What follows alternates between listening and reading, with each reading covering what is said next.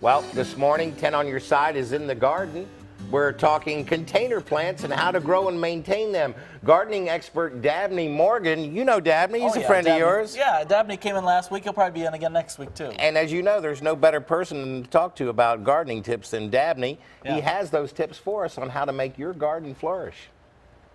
Hello everybody. Well, like I say, I have a special formula for planting tomatoes, and I know you probably got most of them in the ground, but you can always use 1 or 2 tomatoes. And keep in mind, when you do plant a tomato, dig a hole, put in 1 cup of lime, 1 cup of manure, 1 cup of bone meal, and a couple of tablespoons of fertilizer. And then, of course, usually we plant our tomato on a 45-degree angle in the ground, so we have part of the stem underneath the soil. And why I say usually, because I brought a unique thing along, and you might notice on my sign, they now have grafted tomatoes. And if you do a grafted tomato, then you have to plant those level. You can't plant them deep because they're grafted. And the advantage, supposedly from the grafted varieties, is that they'll give you a bigger yield, a bushier plant. Supposedly, we don't know that for a fact. Also, too, if you need a couple of tomatoes, consider some of the heirloom varieties. There are a number of those on the market. Brandywine, here was kind of neat one. This one was called a Virginia sweet tomato.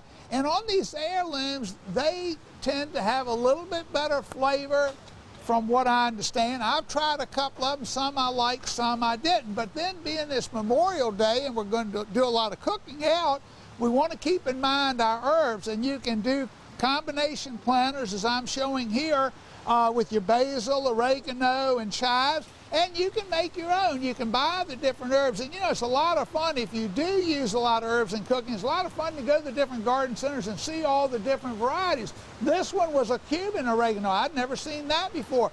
Nice, strong fragrance, supposed to be good in a lot of your southern dishes.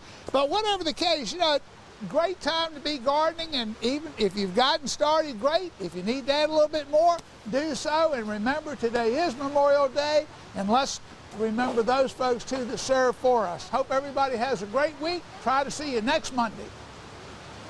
All right, thanks, Dabney. By the way, if you have any questions for him, you can post them on our Facebook page, and we'll pass them along to you, and I'll guarantee you, I know Dabney, he'll have the answers. Oh, definitely will, yeah.